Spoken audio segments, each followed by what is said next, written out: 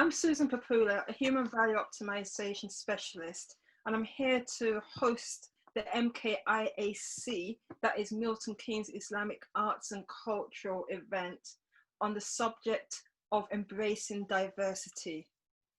It's no surprise to me that MKIAC is running this event, as they have an established presence in Milton Keynes running such events, which embrace people from all parts of the community.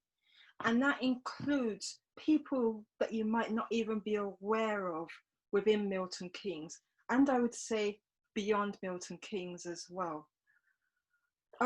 Indeed, Anwar has more or less been able to, over time, bring together a commonwealth of Milton Keynes and beyond. This event is somewhat different because it's a digital event, and I'm quite excited about it because I believe each and every one in all their diversity can bring value to any and every environment that they're in, be it in education, the workplace, or broader society. Today, we are privileged to have a wide diversity of speakers from the arts and cultural space who are going to give a 3-minute mini talk on how their work increases diversity and inclusions in environments they work in. This event will be recorded and we will be sticking strictly to the 3 minutes for each person. So without much ado, I'm going to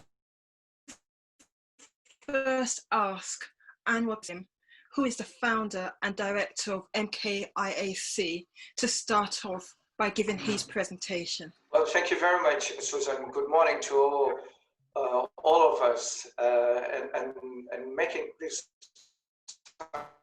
time to be with us live and taking part on the first ever digitally Milton Keynes-based embracing diversity and inclusion. It is something that is very close to my heart, this topic, and working collaboratively with many of you, from Anthony from Gallery and Kate from the college. Education is very, very close to myself. The Islamic Arts and Culture Organization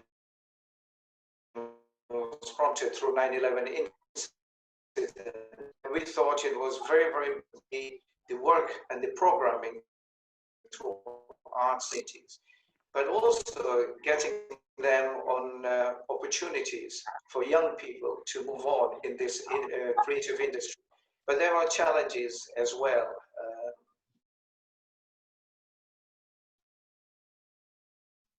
Reforms and everything.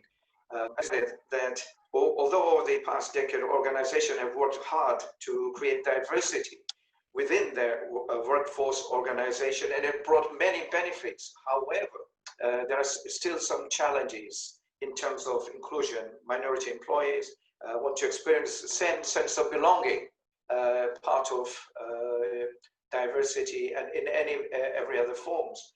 So having this event with great-minded people, which I'm quite pleased that you all agree to be work in partnership, and equally MKIAC has grown through partnership work, and we look forward to working with you today and learn and see a common objective and take that forward. And this is it. Susan, if I can hand it over back to you. Okay, thank you very much. That was a nice introduction to get us started. I'm therefore going to move straight on to Amina Palglari, who is an art student. Unfortunately, Amina is not going to be physically here with us. However, she has sent a video presentation which we'd like to share with you on her behalf. I'm Amina, I'm 18 years old, and I'm hoping to study fine art at Loughborough University come September.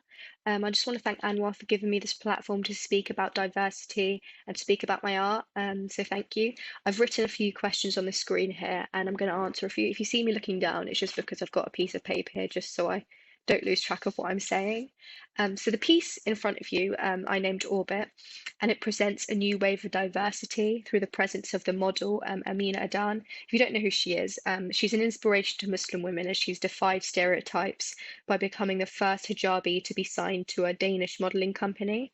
I wanted to depict her courage in defying beauty standards through the imagery of her being part of like a solar system.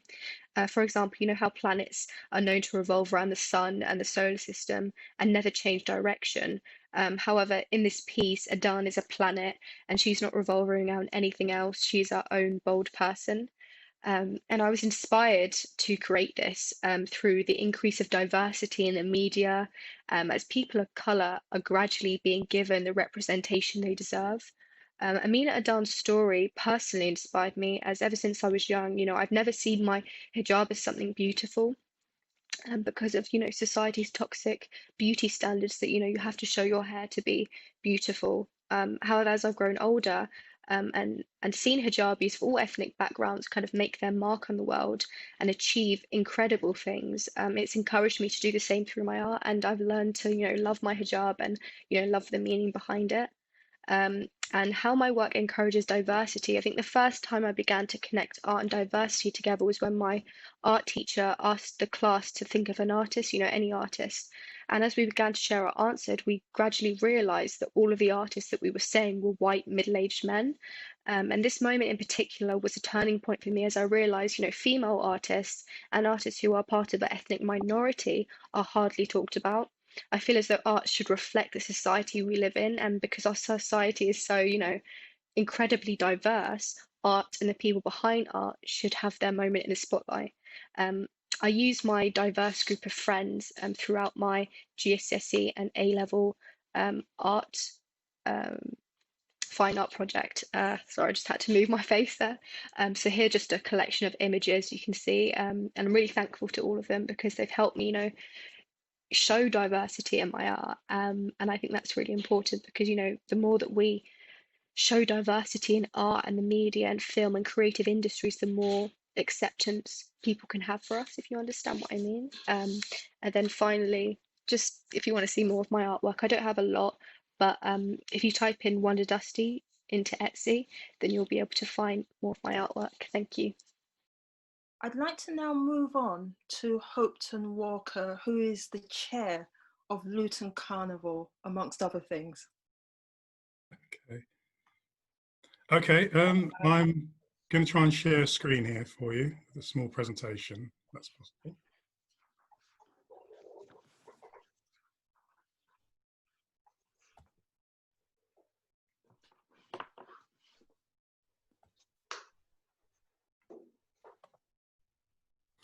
Right, so as I say, I'm Hopeton Walker, I'm chair of UKCCA, and one of our main tasks, we're commissioned by the council to produce Luton Carnival.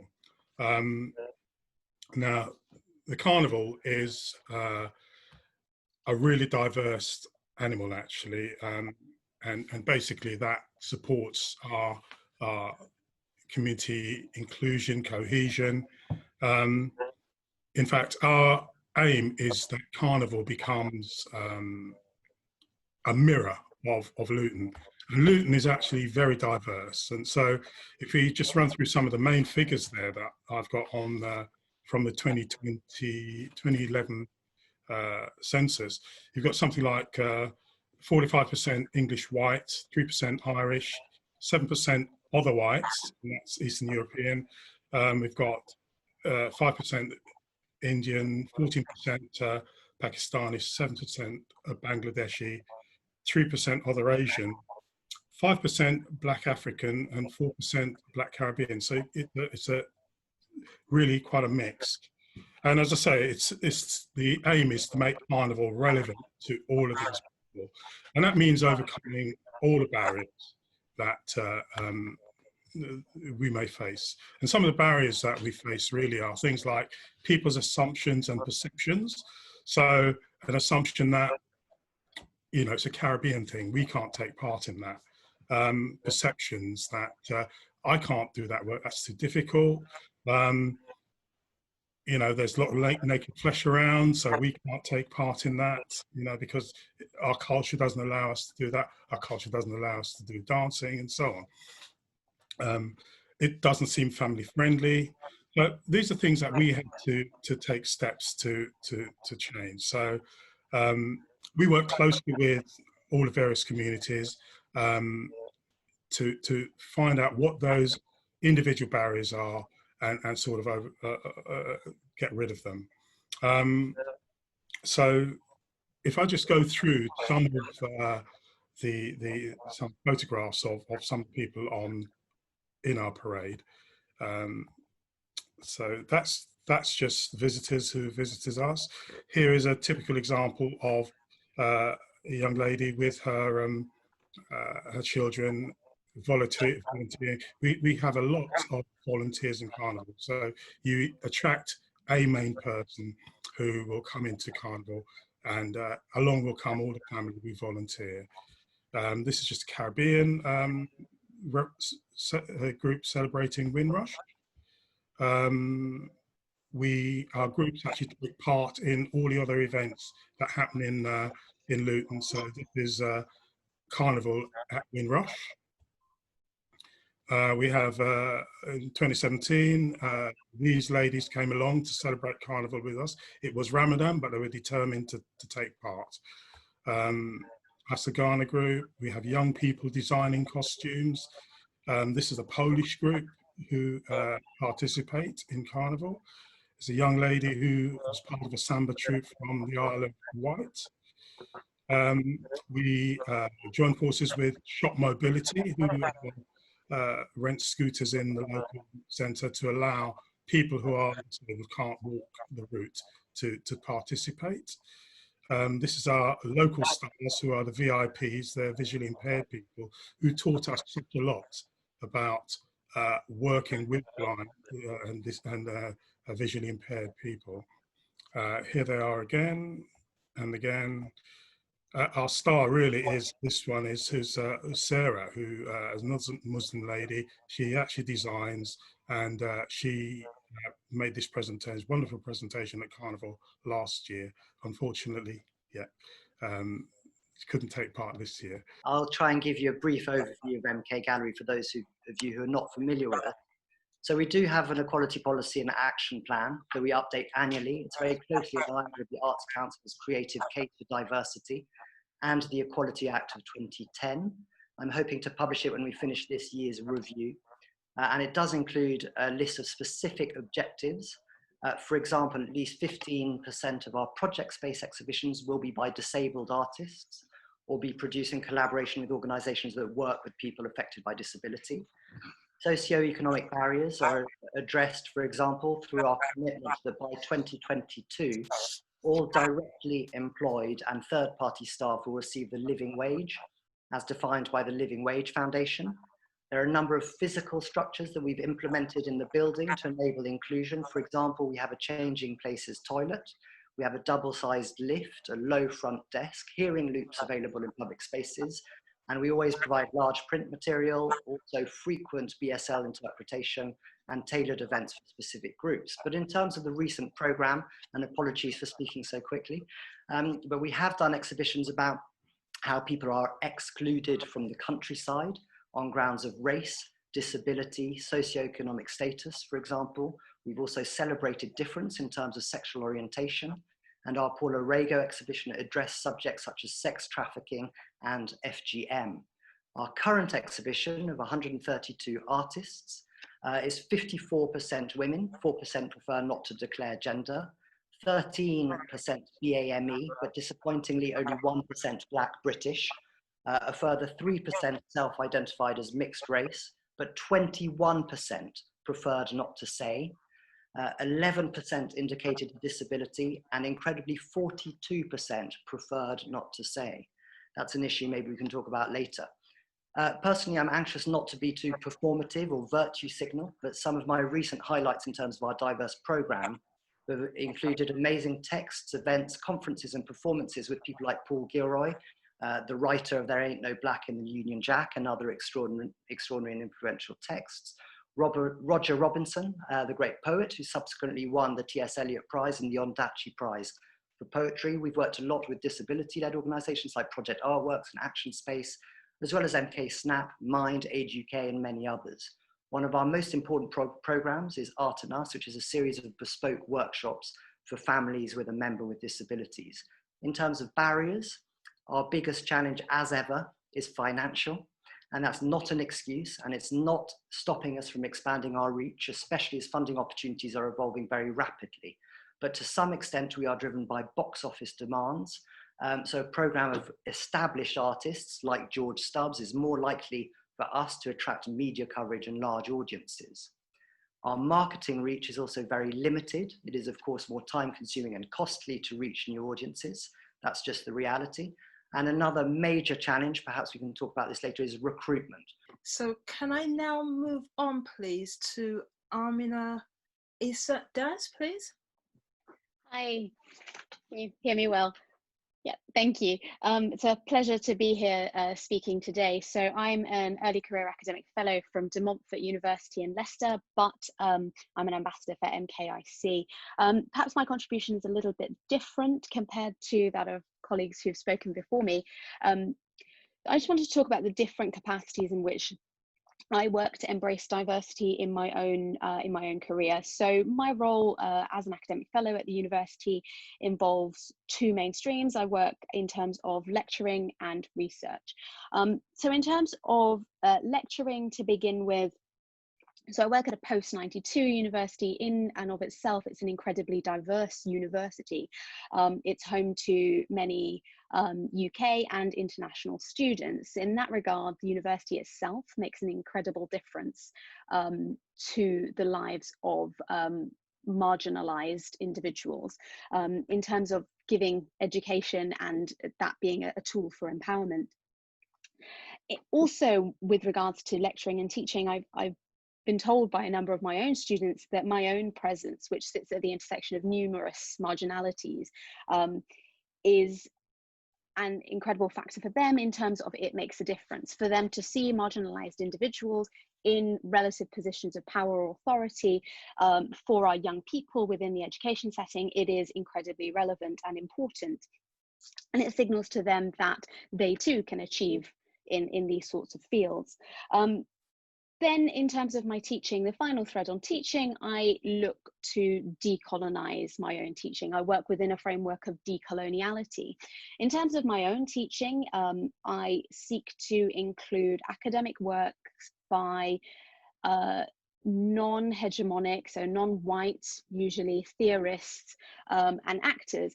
For a lot of individuals, this makes an incredible difference in terms of they've often heard very little about what non-hegemonic groups are doing in terms of academia, in terms of the broader field. A lot of students have come up to me and said that they didn't know this much about their own history. So it's important that within the realms of education, we seek to decolonize, we seek to bring non-dominant voices into the fold. The final bit that I want to talk about in terms of my own career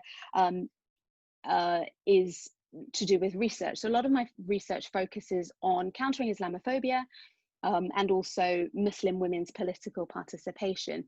In that regard, I tend to focus on empowering Muslim women's voices, so putting them front and center within the research process.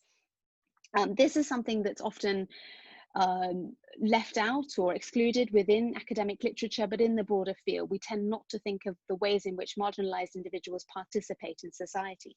So in doing so, we're countering a lot of the dominant narratives that tend to frame marginalized individuals as oppressed, as submissive, as other within society. So perhaps it's a very short period of time I've got to talk about this. So perhaps the ways in which we can embrace and include diversity are multifaceted, and we must draw on our own strengths. And often I just finish, for the women that I research, for my own presence and also the presence of the marginalized students that I encounter within my work, often existence is resistance. So we're resisting dominant narratives by just being there. Thank you very much.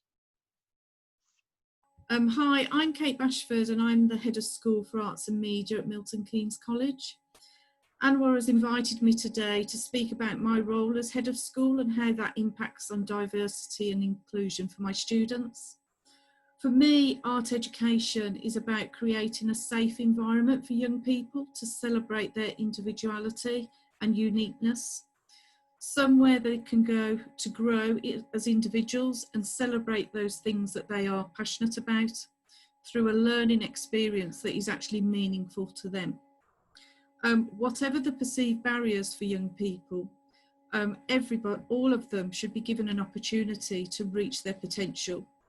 Educators are here to help remove barriers, not by treating everyone the same, but by making meaningful adjustments to the educational environment that ensures everyone has the same opportunity to meet their potential and transform their life. For example, not everyone flourishes in an exam-based environment, so we should be opening up new ways of working and new ways of thinking. And the creative arts is a fantastic arena for doing this in. I see students who haven't performed well at school, so they're disadvantaged and have lost their way, but they come to us and then we really see them flourish. Their confidence soars when they realise that their experiences and their talent are seen and are actually valued. In my school, we create assignments and projects which encourage students to celebrate their cultural and physical differences, many around challenging subjects. For example, a group of graphic students produced an advertising campaign for the police in response to hate crime. A couple of years ago, the performing arts students performed a thought-provoking piece devised by the National Theatre around Prevent. And those same students then went on to produce self-devised scripts around mental health and abuse. Our fashion and design students have worked with Anwar's team to facilitate events and workshops for his members. When planning such curriculum, my team are very mindful that for some of those students, this is the first time they will be exposed to views outside of their immediate family and social network. So as educators, we are quick to challenge inappropriate behaviours of communication. All of my team strongly believe that students should feel comfortable in their environment and be encouraged to celebrate their own personal and cultural experiences. It would be an incredibly boring world if we were all the same. We encourage our students to recognise and respect their peers' differences and create an all-inclusive atmosphere where positive value is placed on those differences and celebrated. Finally, I believe the more the community and industry can share in this learning experience, the more powerful this message is. So if any of you wish to be role models for my students through facilitation of workshops, live projects, small presentations, anything you can think of, please do get in touch. Anwar has my details. Thank you. Next, we have a video from Antonia Bedell. Unfortunately, she was unable to be here with us, but she has sent a video for us to view.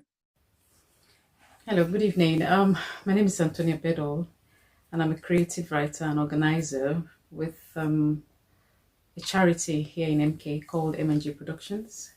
So what we do basically is we work with over 18s that are unemployed and qualified, but has got creative talents in Milton Keynes. And we tend to encourage them to improve their skills, and we help them to improve it by introducing them to people that could, or organizations that could help them nourish their skills and achieve what they want to achieve in the society here in Milton Keynes. And not just that, we also promote their skills. And when we say promoting their skills, we tend to collaborate with different creative individuals, companies in Milton Keynes, creative people in our members. We've got those that have got creative writers, we've got film producers, we've got fashion designers, we've got artists, we've got DJs, and different diversities of people. However, our main number of people that we have in the charity are more of BMEs, of Black ethnic minorities, And since we started in 2016, it's been, it wasn't easy in the beginning, but we've been able to work together as a team and as a member and as a charity to promote the Black community, creativity, collaboration in Milton Keynes. Thank you very much, Amina. I must say, as an academic, you have done very well to compress a lot of information within a very short time frame. Hopefully we'll have the opportunity to explore things with you a little bit further at the end of the presentations. So thank you very much for that.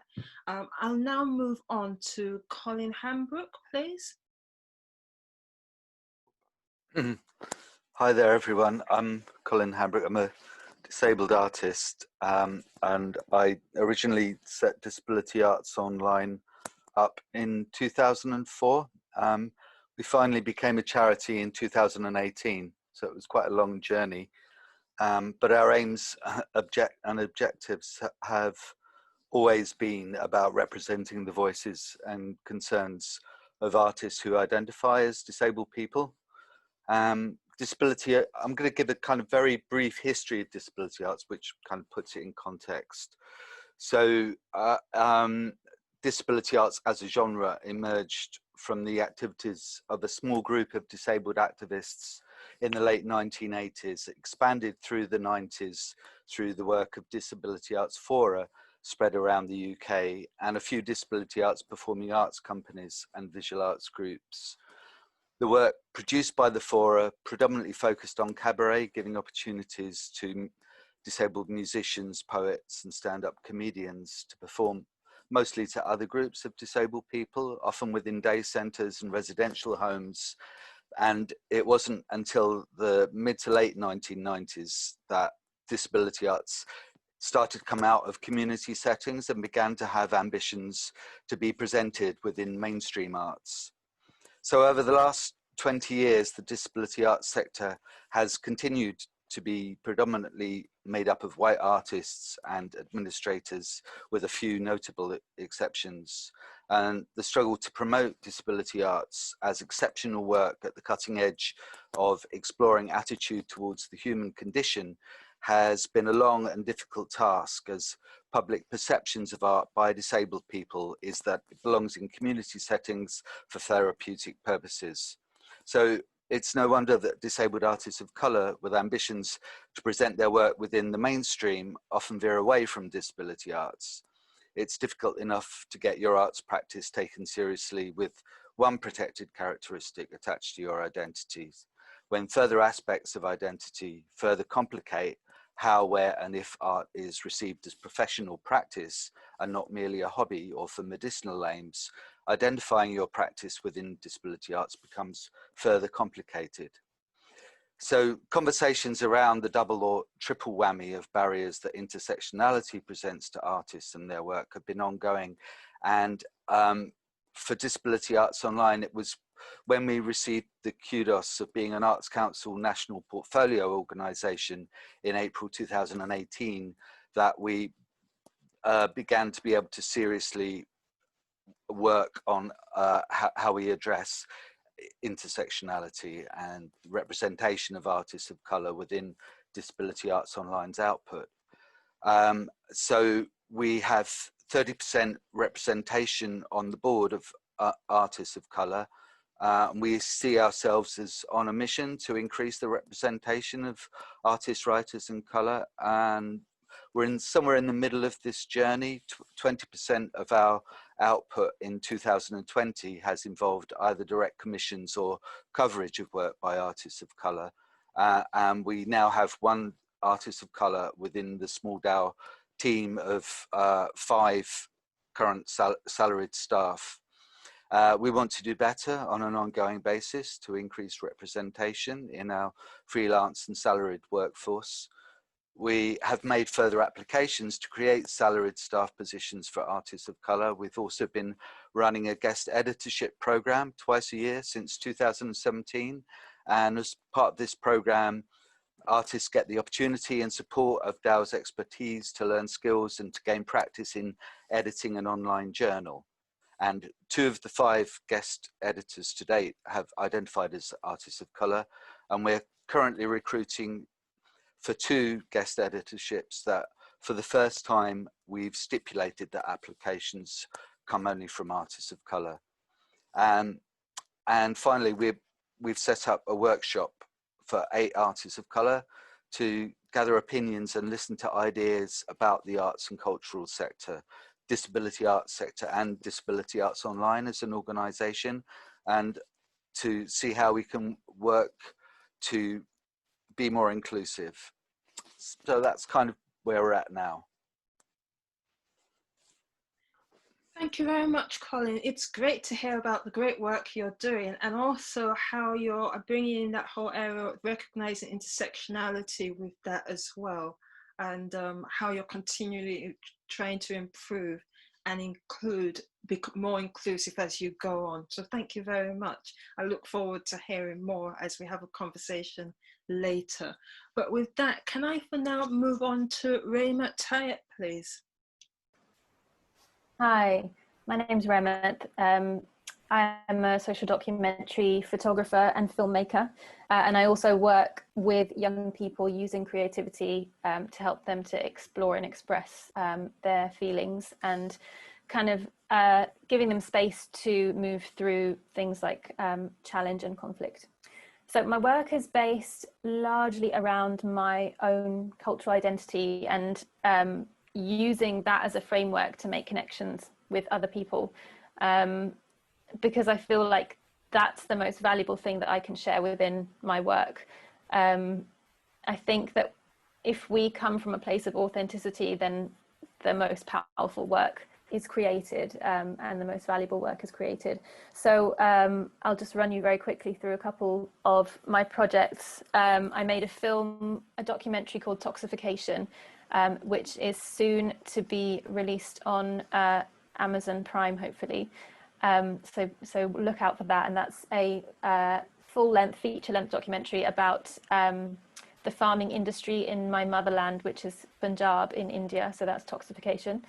And I also made a film called Terra Firma, which was commissioned by BBC and the Arts Council. And I believe that's going to be shown to you after this talk. So I'm not going to say anything more about that, but I encourage you to just enjoy that.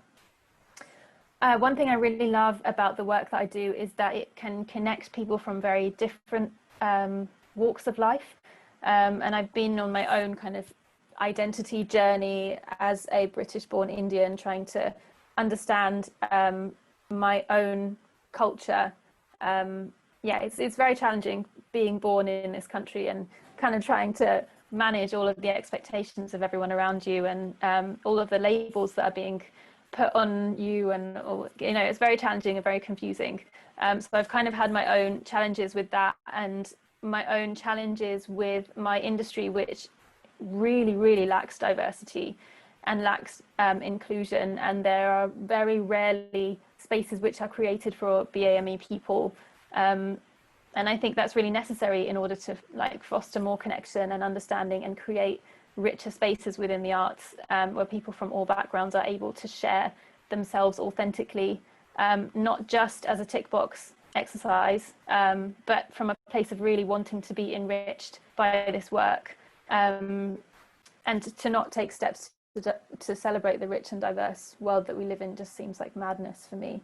Another thing I wanted to talk about is that for me, it's a misconception that culturally rich work can only be enjoyed or understood by that cultural community. And I really think that work which explores cultural identity should be shared in mainstream spaces and not just in spaces which are for BAME people or kind of aimed at BAME people. They should be in mainstream spaces.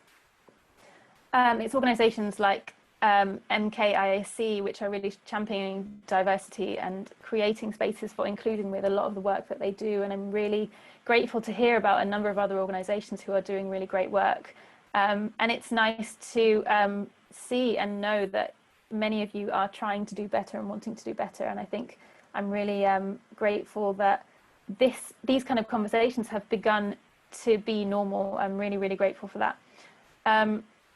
So I invite you, while you watch my film, which I believe is going to come now, it's a short film, I invite you to pledge one thing that you'll do today to celebrate diversity while you watch the film.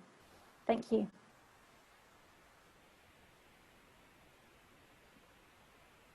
I believe we'll now go on to watch Raymond's film.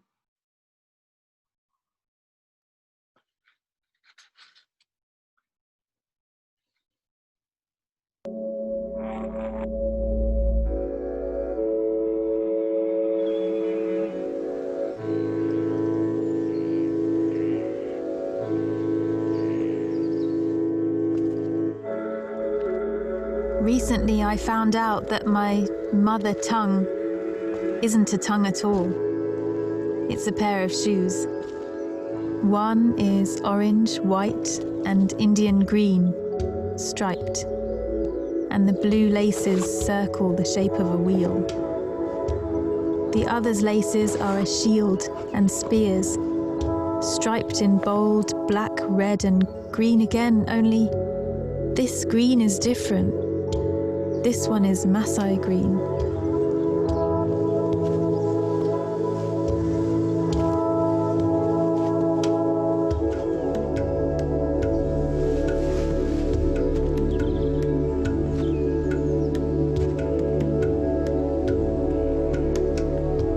Growing up in Kenya was absolutely idyllic.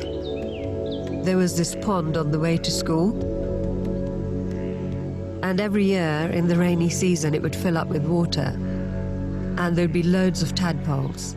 All the kids would take jars to the pond to collect all the tadpoles.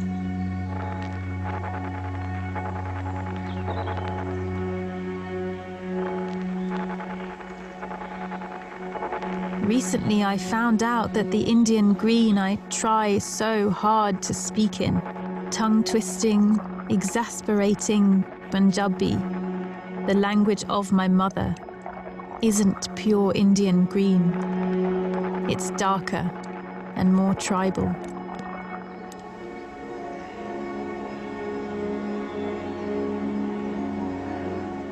I remember when we came to this country and people would ask me, where are you from? And I knew they expected me to say India. And then they were surprised when I said Kenya. I had to say Kenya because I felt Kenyan. It even made its way into our language. We spoke Punjabi at home, but it was all mixed up with Swahili. And sometimes it's hard to tell which language is which.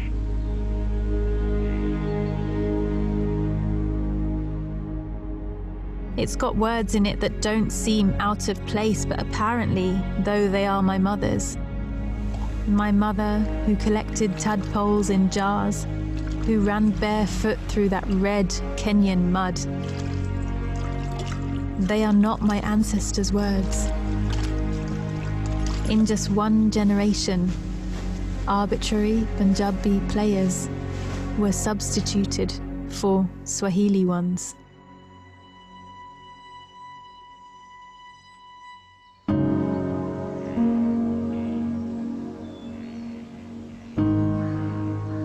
I was only 10 when we left Kenya for England, and now I've built my life here, so to all extents and purposes, I'm very British now.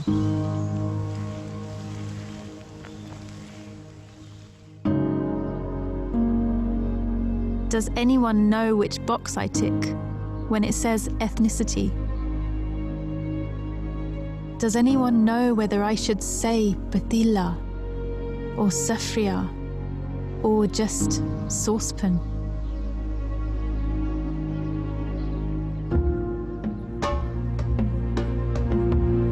One foot in each shoe, soulless,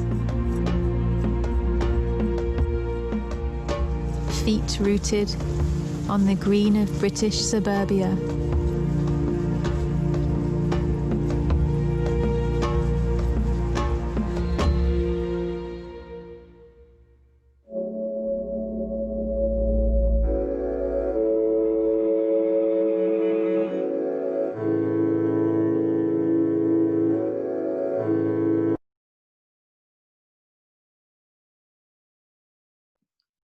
Thank you very much for that, Roma. That was great. Great to hear. I mean, what you have to say. Great to watch. The film, that short film, which it's so rich. There's so much within that. I like the way it highlights the complexity. I was going to say I specifically want to explore expectations and labels with you, and I believe the film already goes some way to start doing that. So thank you very much. I'd like us to move on to Nick Mann.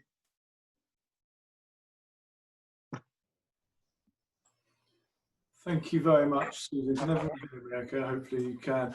Thank you very much for the introduction. I'm delighted to have been invited and to be here. However, I have to confess, feel slightly unqualified, business person as I am, and not. I have a slight inferiority complex when I'm surrounded by so many creative talent. But as you will all know, Anwar has assured me that I am qualified to speak here, and as you know, by knowing Anwar, he's very hard to say no to. So here I am, and hopefully you find what I have to say relevant. I am chair of an organisation called the Milton Keynes Business Leaders Partnership, and I've only been chair. Well, yesterday, in actual fact, was my year anniversary of being confirmed as chair. So it's still I'm relatively new in that role. Milton Keynes Business Leaders Partnership, for those of you that don't know, is a membership organisation, and it strives to be the voice of business in Milton Keynes.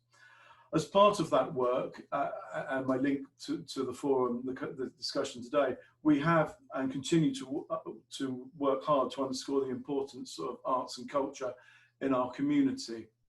And I'll speak very briefly about that again in a moment. But we're very aware that as a membership organisation, we are only as strong as our membership. So when I took over the board and the first thing that we did was to be introspective and to look at how we could evolve as an organisation. And one of the things that it was very clear to us was that we did not reflect our community. Just as an aside, when I first joined the board, I was the youngest of the grey-haired men on the board. So we had a lot of work to do, and thankfully that has changed significantly in the 3 or 4 years that I've been on the board. But now I'm chair, and the current board that we have, we're very keen to reflect the diversity in our community that we represent. Obviously, by diversity, I can't profess to be an expert, and I'm rapidly trying to learn.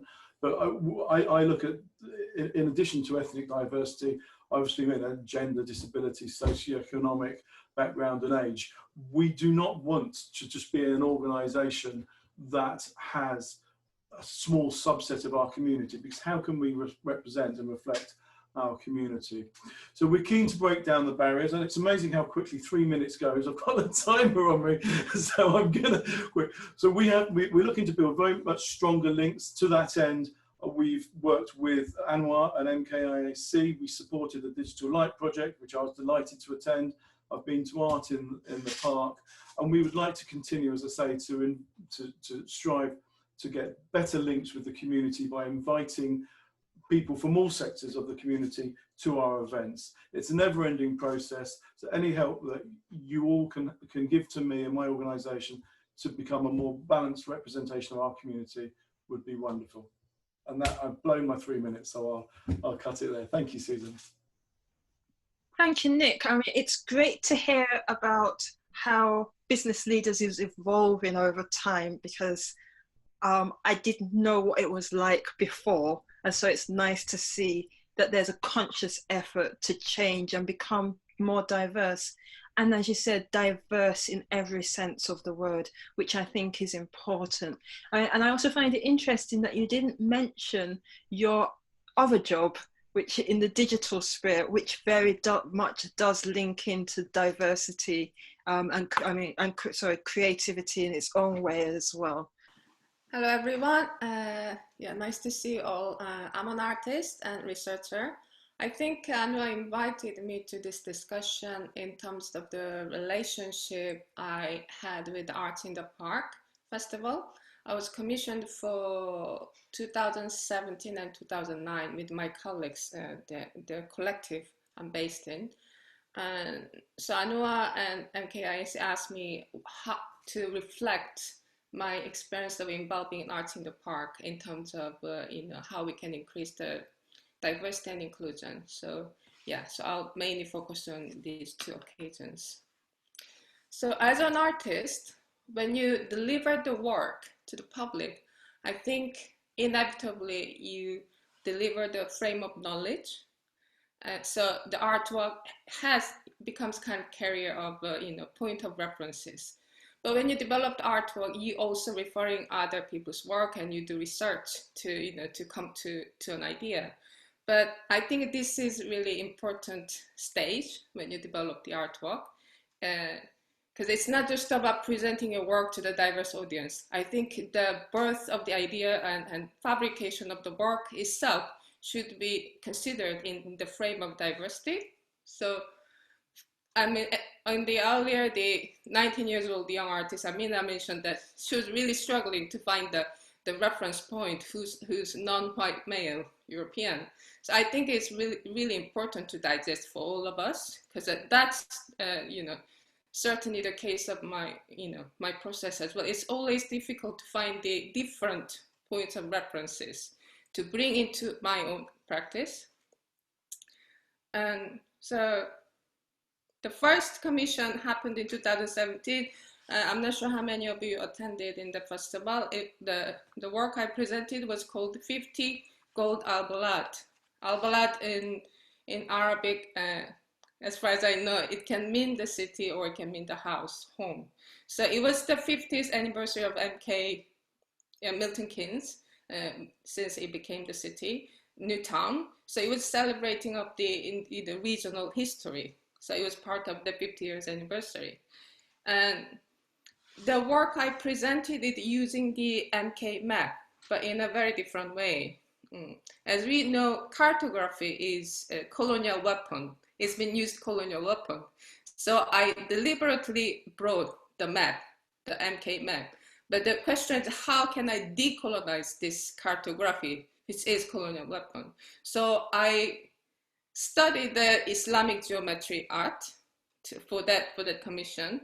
And so I really wanted to bring the beauty of Islamic geometric art and also the weaving act as a participatory action. So in the process of developing the work, I tried to bring the different point of references and also decolonizing the map we are using now. And so that was the kind of my small act. And the second commission was in 2019. It was called On the Fringe. It was quite an ambitious project because we tried to build Victorian bandstand, but not only just building Victorian bandstand, but using macrame, Arabic macrame. So Victorian bandstand has a really interesting history. It was born out of Victorian philanthropy, because it was the time people working in a really poor condition, living in a poor condition. So the aristocrat thought we need a green space and also we need a gathering space for commoners. So that's how Victorian bandstand was born. But also when the war broke, World War I and II broke, many of Victorian bandstands have been damaged because they wanted to use metal for ammunition. So it was the first thing one of the first thing was damaged, sorry. So I wanted to combine the history with the Islamic culture, and I wanted to fabricate the Victorian bandstand with Arabic macrame. So in that way, people participated in weaving the interesting, the English history, British history, but in a diverse kind of cultural sense. So these are two commissions I kind of tried to combine. Hi, my name is Ujjwala Thakur. I'm the artistic director of Pagraf Dance Company. Thank you, Anwar, for inviting me into this amazing panel of people where they are doing some amazing work. And I'm here to kind of talk about what I do and how I kind of represent the diversity within my practice. First and foremost, I would kind of like to say that the word BAME is something which I refrain myself from using. And I think the real integration would be when you are talking about your your background as it is, and kind of compartmentalizing it within which section it falls into. So I always, whenever I talk about myself and my work, I always say that I do Indian classical work rather than the South Asian dance work, which is kind of generally classified as known and as it is known. And for me, diversity is not only including a person of color, which is again something which I don't like to use, but I think these are the phrases we all are very familiar with, and that's the reason I'm using it. I don't think that the using of a person of color in an organization is only going to bring a diversity or inclusion. For me, it is also other way around. So when I'm creating a work, I also see, I don't see where the person's background is, but I see what is that person, why can't a person be known for the work that person is creating, or why someone cannot be identified by the level of the work or the quality of the work they are creating rather than what background they are coming from. I'd now like to move on to Rachel Gladstone. With apologies, because I got my ordering of things a bit off. So Rachel, can I hand over to you if you don't mind, please? Yes, thanks very much for inviting me to be part of this panel today, Anwar. I think I've participated in the festival for maybe 6, 7, 8 years. I'm not quite sure how many festivals, but it's certainly been very much past my calendar. And I'm now on the board of trustees for the organization as well. I grew up in the Middle East. I spent the first 20 years of my life living in the Middle East. So as far as in theory being a white British woman, it's far from what I actually feel myself. I have recently been, probably for the last 10 or so years, working a lot across the world. A lot of my work deals with issues to do with fragility, survival and hope. I have a very complex medical and disability situation. So although all my disabilities are unseen, I'm severely visually impaired and disabled. And I work with communities across the world using the arts as a means of giving the opportunity for people who aren't heard a voice to be heard. I'm only going to speak a little bit now because I actually wanted to show a very short film that was made last year. I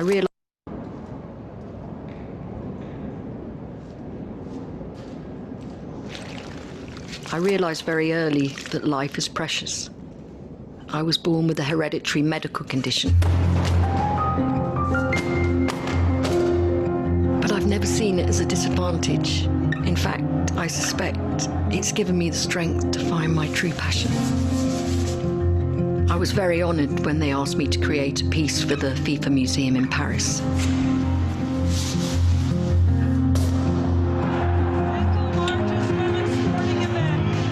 As a toddler, she also struggled with a medical condition. She was born with a club foot.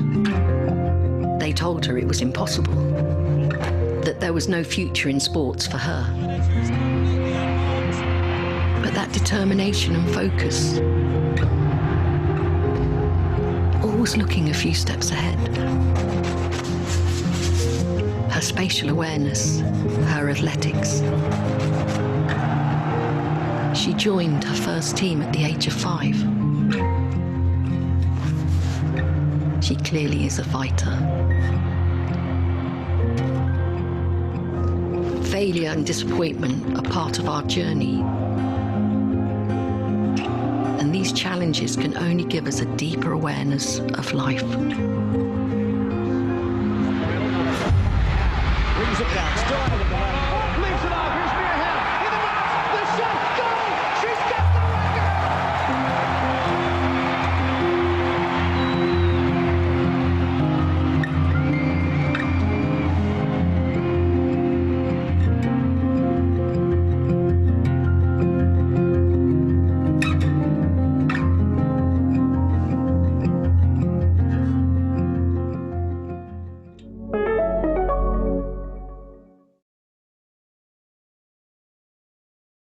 One thing that maybe I'll just finish with, this was a campaign that Hyundai really did show around the globe. So I think in Paris, the museum was visited by a couple of million people during the World Cup, but also the film continues to be showcased around the world. Mia Hamm is the greatest female footballer of all time. She's won 2 Olympic gold medals, and she's also won 2 World Cups, and is now with her husband, who's a famous baseball player. They've set up the Los Angeles women's football team. So I think it's not about necessarily being a hero. I don't think any of us are heroes, and that's not a model that I identify with at all.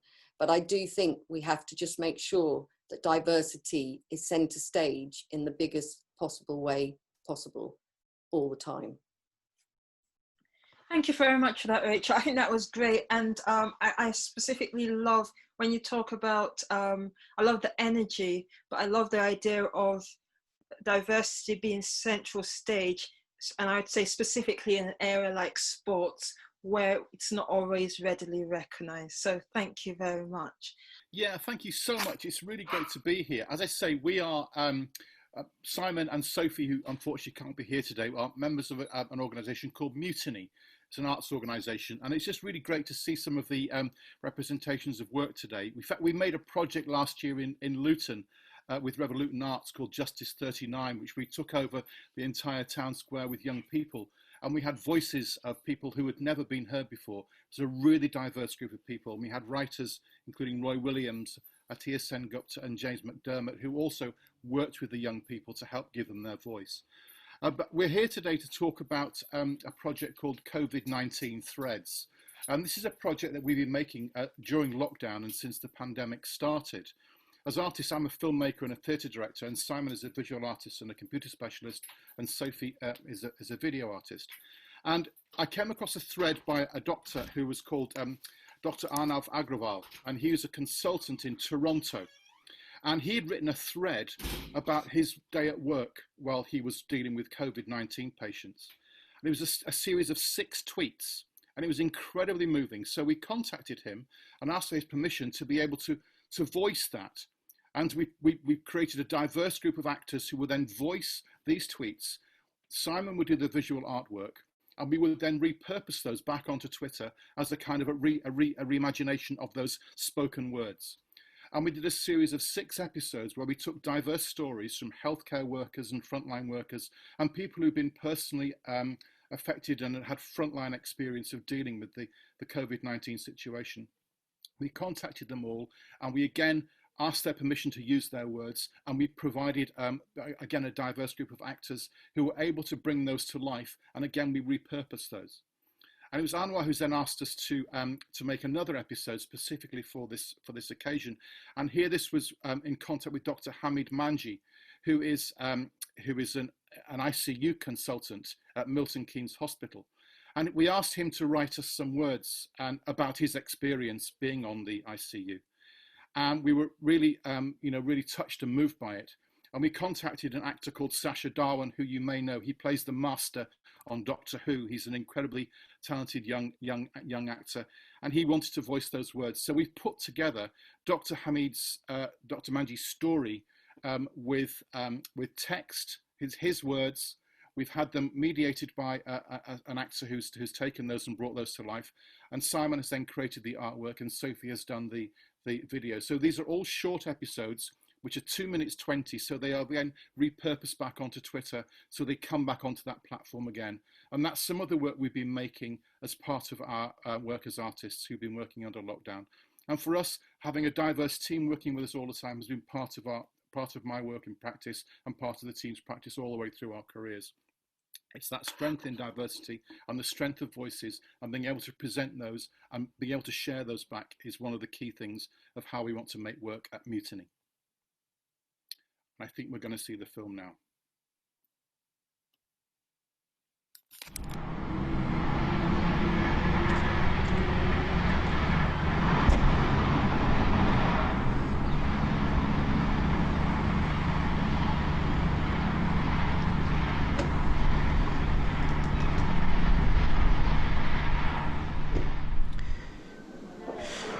The COVID-19 pandemic has been a tsunami of many young, critically ill people who are visibly struggling to breathe, and seeing the mortal fear etched on their faces. As an ICU doctor, it was easy to sometimes feel overwhelmed, but as a team we were resilient and we did all we could to save lives. I mean, the virus spread rapidly around the world, but on the intensive care unit, time slowed. The focus was intense. We worked around the clock in our alien suits. The virus is ruthless, but the medical and nursing teams showed compassion to the patients in our care who did not have their loved ones near. And for now we have prevailed, but many brave souls did not come home.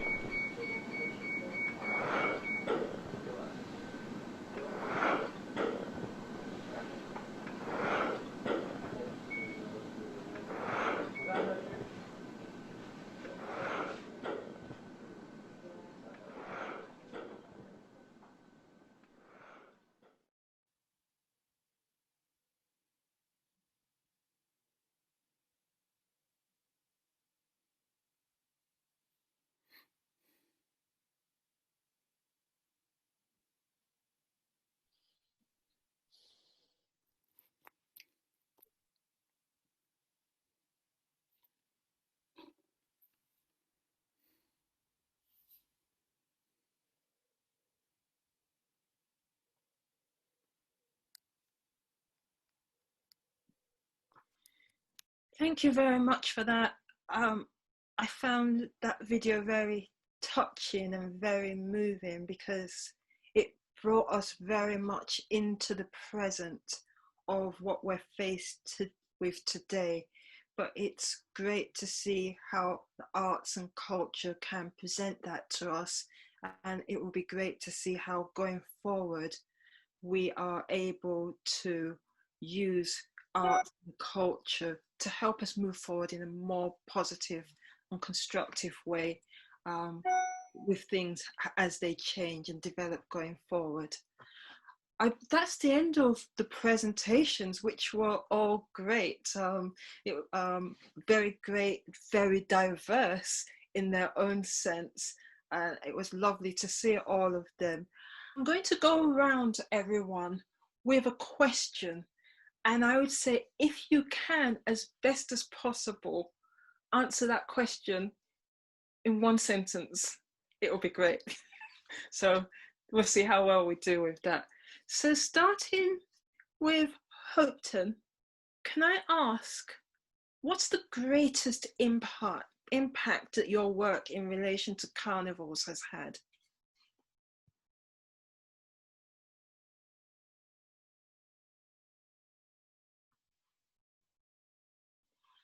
Is he still with us?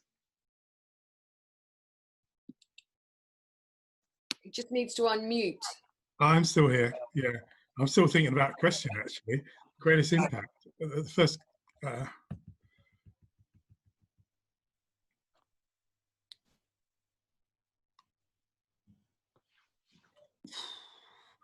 I think it's in every description of the UK, carnival is there as a multicultural identity, I think, yeah. But, I mean, everyone knows about Nottingham Carnival. Would I be right in saying it's been great in creating awareness and getting people involved, or what would you say? It has been great in getting people involved. I mean, there are different styles of carnivals, and I think the Caribbean influence made them more popular, but it's not the only style of carnival. There are different types around the country, which we kind of look at, to be honest, yeah. For everything you say, it says that you are doing so much to, should I say, include people in what you do, people from diverse backgrounds in every sense of the word. what help, but there's still a lot more that needs to be done. What help do you need? What is the greatest thing, the key thing that people could do to help you along that journey? You're absolutely right that we're very much at the beginning of the journey. It feels like we're doing a lot, but there's so much more that we want to do and need to do and hope to be doing with the support of partners across the city. I said earlier that the greatest barrier for us is financial. It's difficult to overstate that. And we need to raise more funds in order to do more projects, in order to support more people. Then can I ask Amina Isadaz? Can I ask you a question? You mentioned decolonization, and I'm not sure how easy it is to answer this question, but why is that such an issue? Brilliant, thank you. Decolonization, yes, definitely a massive issue. To do it in one sentence, I think is a lot. But in terms of decolonization, so if we think about the dominant worldview, and if, for example, we think about knowledge or the production of arts, typically dominant voices are privileged. So within the field of academia, so I lecture in politics, for example, within the faculty, for the field of academia, when we talk about politics, we begin to talk about the discussion from very normative political theories. You talk about Locke, you'll talk about Hobbes. Then we'll move to things like Black feminist thought, or we'll move to things like post-colonialism. It's almost like they're an add-on. But under decolonization, what we want to do is kind of flip it, if you like, have a greater inclusion of actors, partly from BAME backgrounds, but also from the global south. So diversify what is the dominant, what is the normative position. And the importance of that, I think, especially within the UK, we almost have an ignorance of our own colonial history. And I think that there's a great deal of work vis-a-vis education, but also the production of arts, to really think about what our history as Brits really means. And part of that is colonial legacy. Why is the British landscape so diverse? Because of colonialism. We need to have these difficult conversations. And I think a colleague last week or the week before mentioned to me, discomfort is a catalyst for change. So decolonization as a project brings about discomfort, but it is that catalyst that we need to change things for the better, to have a wider plethora of voices at the table. Okay, thank you. Thank you.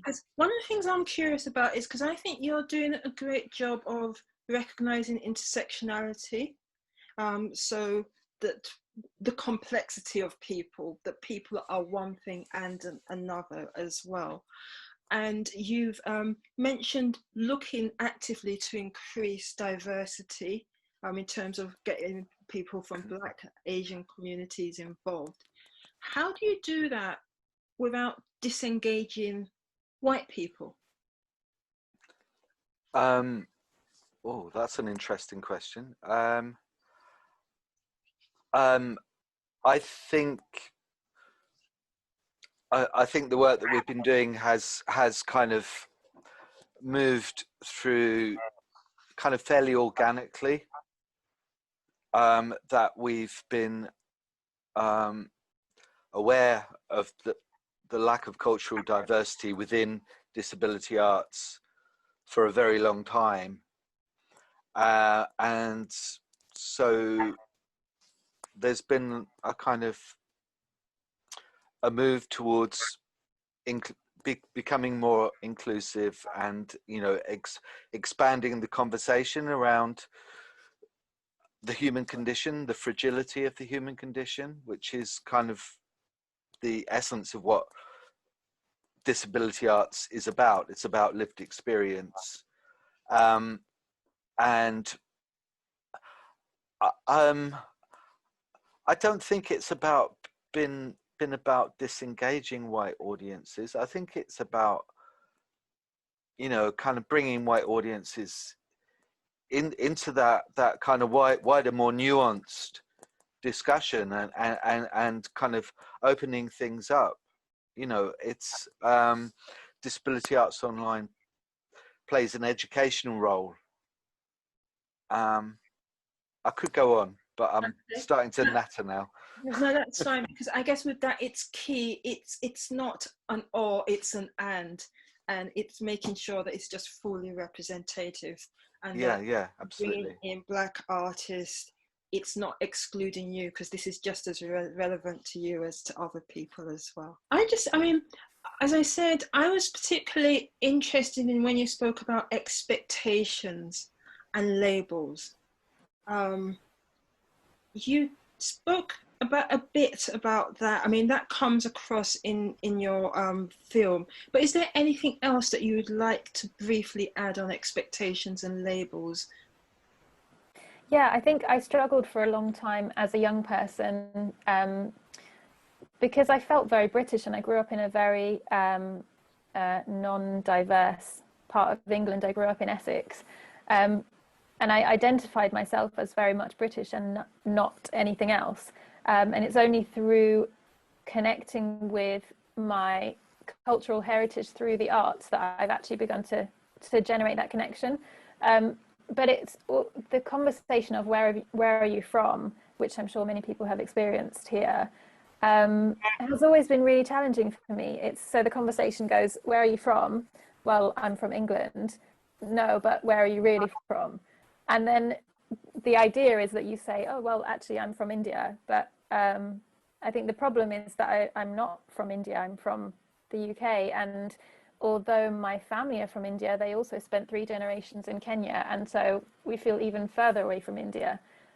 So yeah, that conversation has always been really challenging. And I still haven't kind of figured out how to kind of navigate that conversation without going into a huge kind of discourse about it. So Kate, on to you. Hi. One of the things that I loved is the way the work that you do with students is really about helping them to understand better who they are, and you should say their place. And you've done some work in the wider community. I can identify with what you're doing in terms of work around diversity and inclusion that happens within organizations. And there's something about art being used in that sphere as well. But I'm curious as to how your work might permeate through the whole organization. Is there a way that you can make it, does it impact on the whole organization, inclusive of teachers, leadership and everyone, and not just the students that you're working directly with? To a certain extent it does. For example, the project that I mentioned, that was something that one of the senior leadership team saw, and with their opinion that it should be cascaded through the whole of the college, because it was such a powerful message that was being put across that everybody, staff and students, should be aware. And so we actually had a rotation timetable of different groups coming to see the play internally.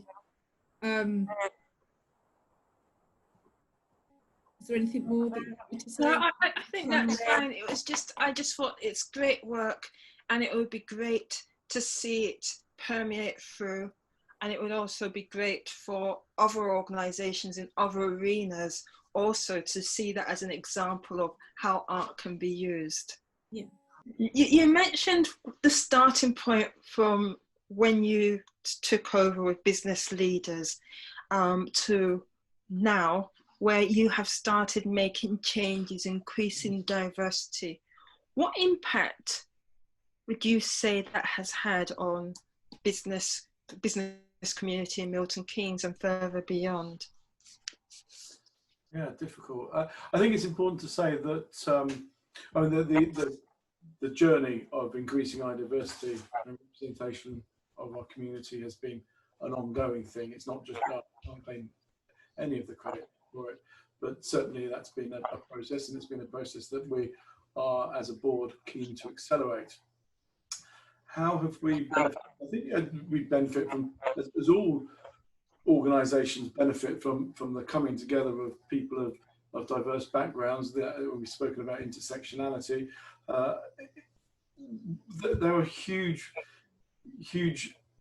attractions from other communities and other assets that communities are able to bring to the collective that give us a lot of joy, pleasure, greater understanding of the world, and all the subsets that we have in our communities.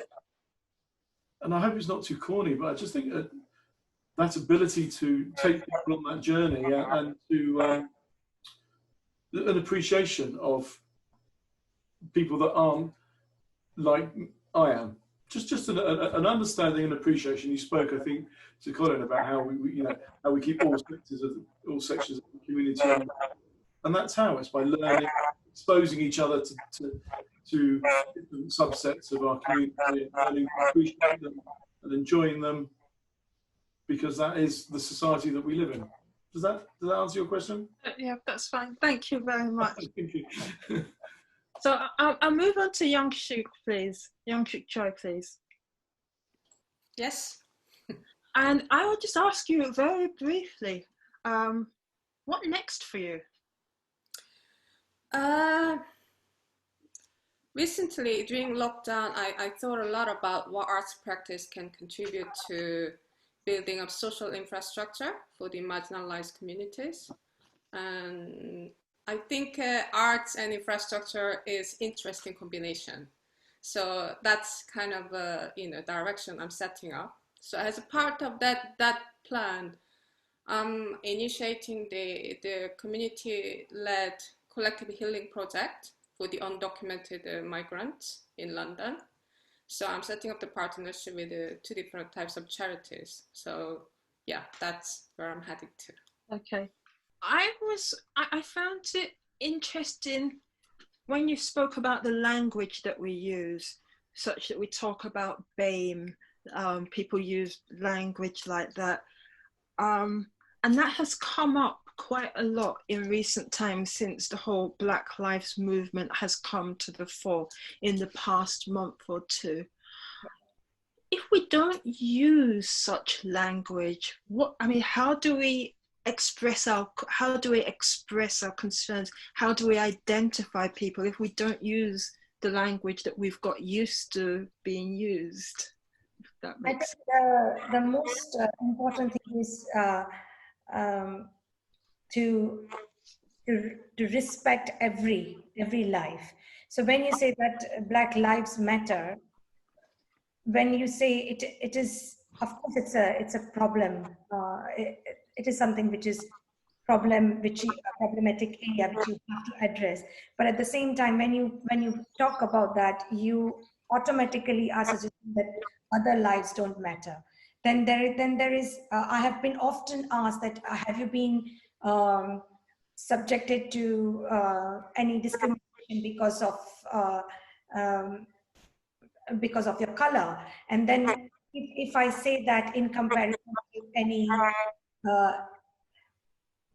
again, we are using language because this is where we are used to it. But if I compare myself with any person having discrimination, having from an African background, then no, I haven't. But if I consider myself in comparison to any white person, then yes, I have experienced the difference. But how do you kind of say that or navigate that? It is such a difficult subject. I think unanimously, if we talk about a human being or any life, I think then it will accentuate what you want to talk about. If as a life you are not privileged to kind of get certain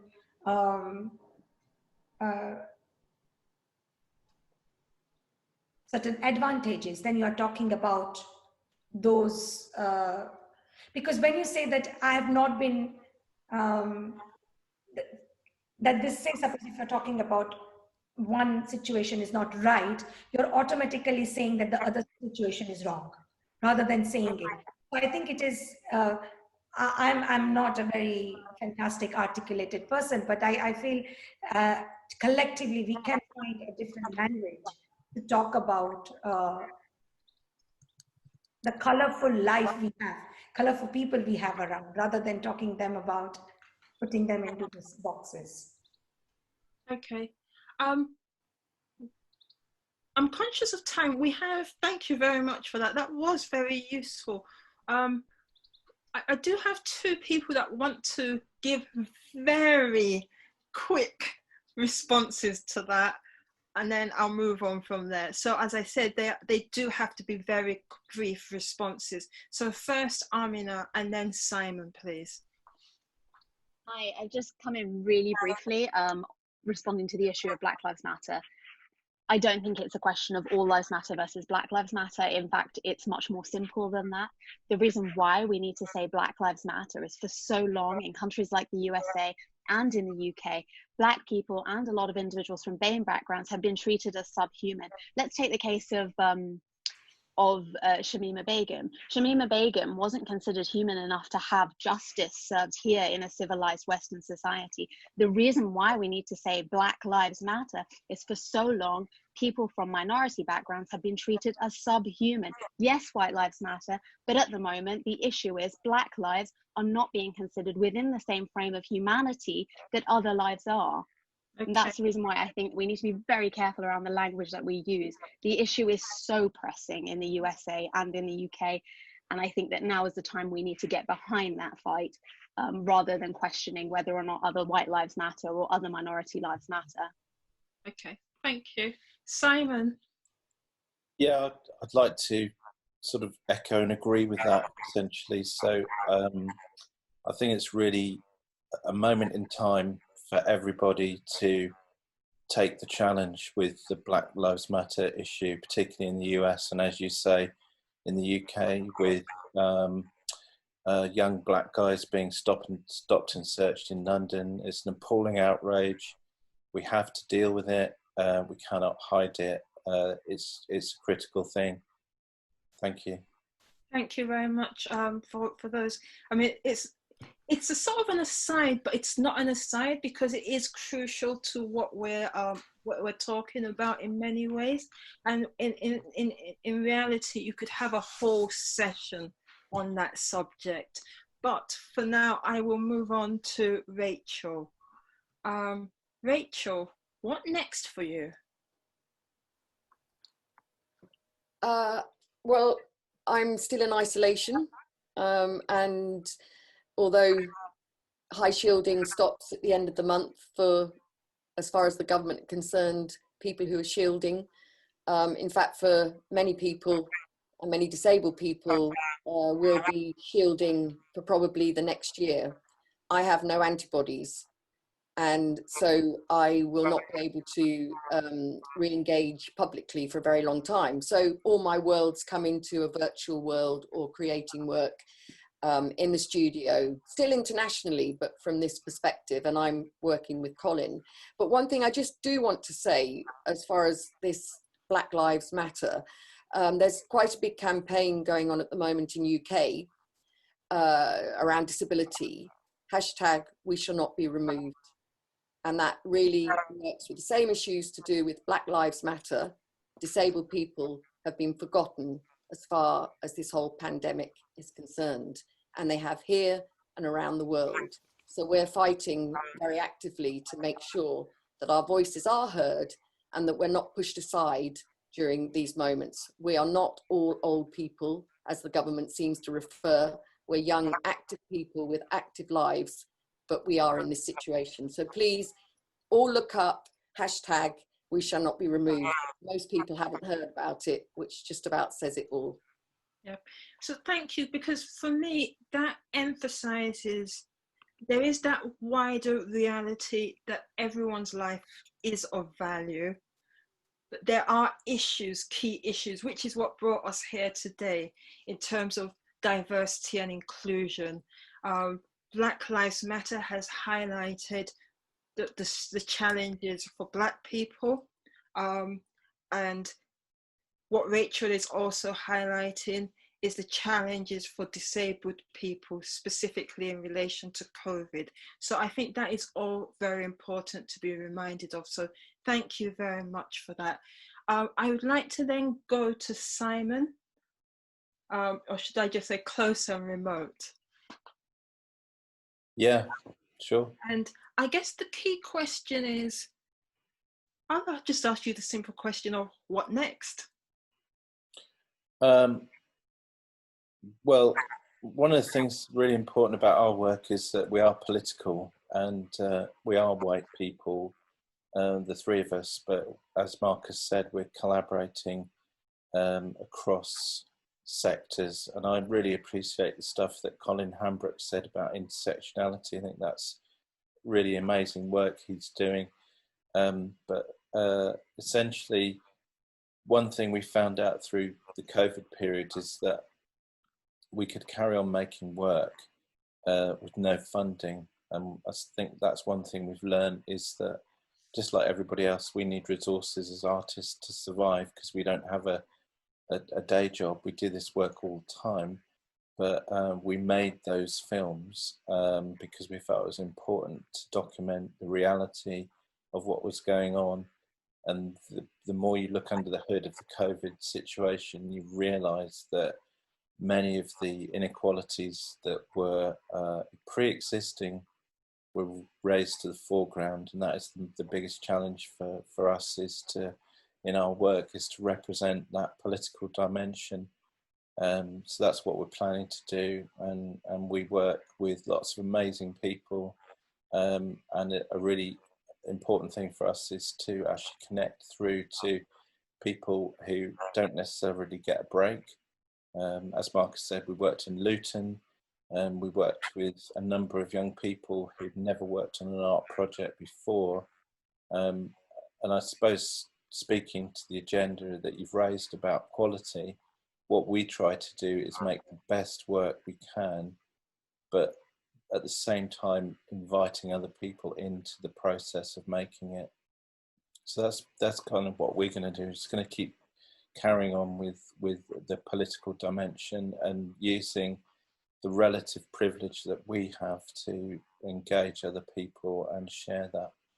Why is it so difficult to recruit people from ethnic minority backgrounds? So I'd like, if you could answer that question and then give us your closing remarks so that we can close, please.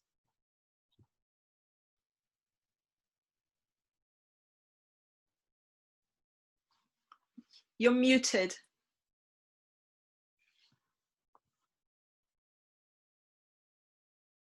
You're muted, Anwar.